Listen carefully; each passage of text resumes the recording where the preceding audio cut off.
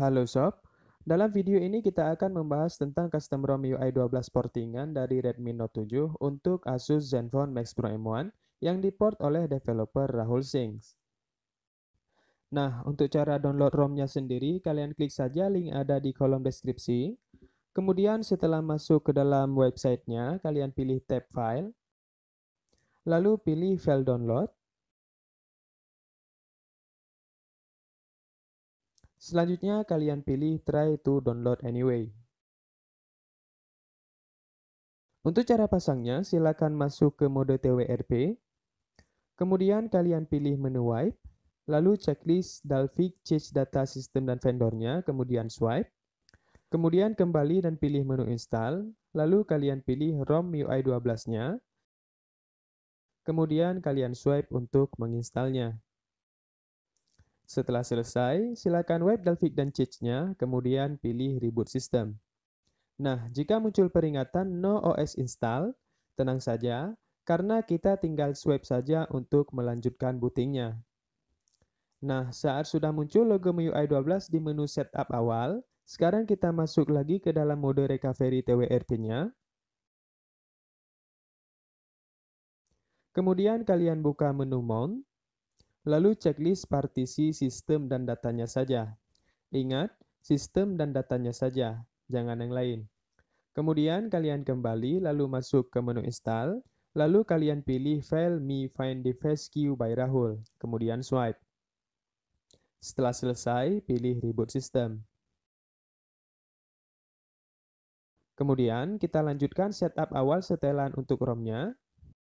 Dan jika sudah masuk ke dalam setelan akun Xiaomi, di sini kalian bisa masuk terlebih dahulu dengan akun Mi yang sudah ada, atau kalian bisa buat baru dengan cara seperti yang ada di dalam video ini.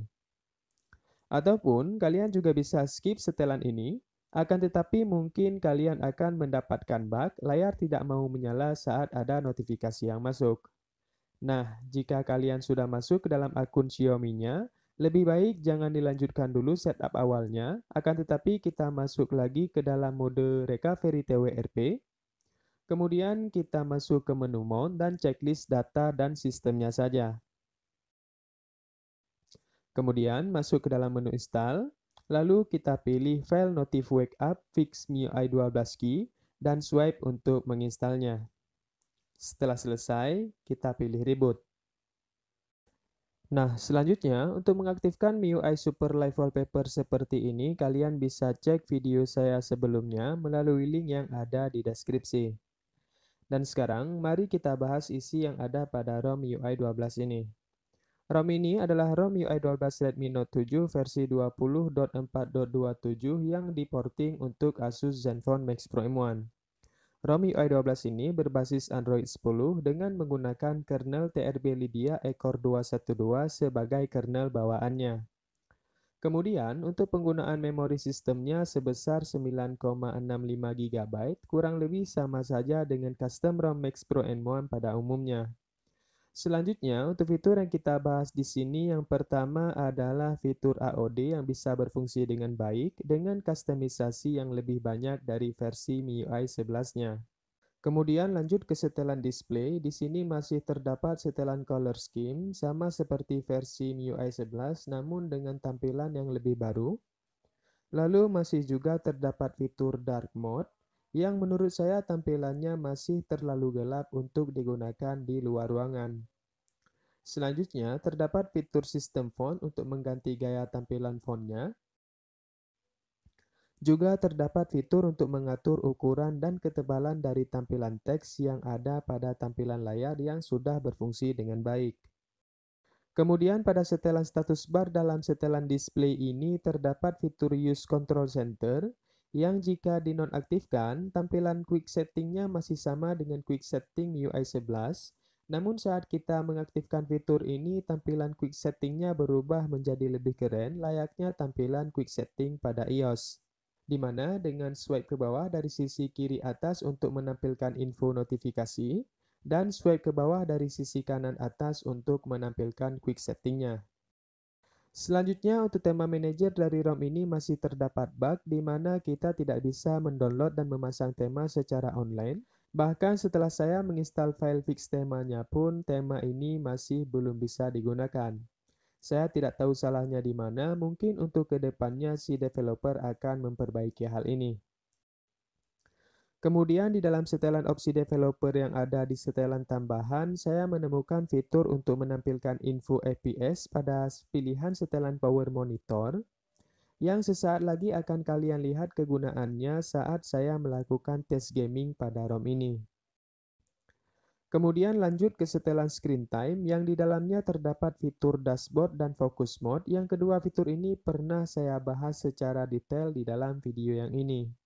Selanjutnya terdapat fitur spesial yang di dalamnya ada mode game turbo yang tampilan dan fungsinya masih sama saja dengan MIUI 11. Kemudian ada fitur video toolbox yang penjelasannya bisa kalian simak di dalam video ini. Dan yang terakhir yang kita bahas di sini adalah fitur floating windows yang fungsinya kurang lebih hampir sama dengan split screen, yaitu kita bisa menjalankan dua aplikasi sekaligus dalam satu tampilan layar. Namun kelebihan dari floating windows ini kita bisa memindahkan tampilan jendela mengambangnya sesuka kita. Selanjutnya, yang perlu saya bahas di sini lagi adalah adanya sedikit patah-patah pada animasi saat membuka atau menutup aplikasi yang membuat experience kita saat menggunakan ROM ini menjadi terganggu. Namun yang anehnya, walaupun ROM ini terasa agak berat, saat kita memainkan game, FPS yang didapat tergolong stabil. Contohnya bisa kalian lihat seperti ini. Fear not, I will love you like a pet.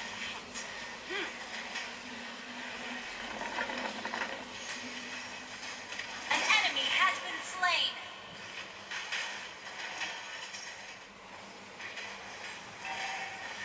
Launch attack! Killing spree! Wiped out.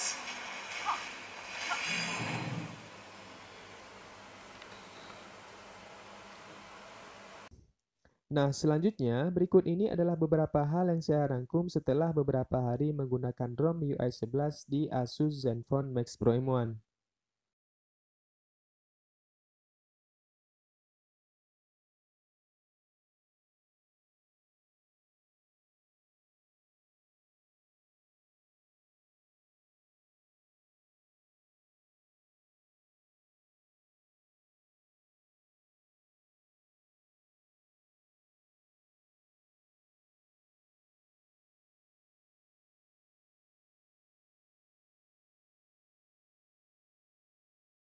Nah, untuk kesimpulannya, saya pribadi sebenarnya suka dengan ROM MIUI 12 ini, namun dengan adanya beberapa kekurangan yang sudah saya ulas tadi, saya merasa enggan untuk stay di ROM ini, mengingat ROM ini pun adalah hasil portingan dari ROM MIUI 12 beta. Jadi wajar saja ada beberapa kekurangan di sana-sini yang harus kita maklumi. Dan bagi kalian yang penasaran dan ingin mencoba ROM MIUI 12 ini, silakan saja. Terlepas dari kekurangan yang saya sebutkan tadi, ROM ini sudah cukup bagus untuk digunakan. Nah, sekian dulu dari saya. Semoga video ini bermanfaat. Sehat selalu. Sampai jumpa lagi di video selanjutnya.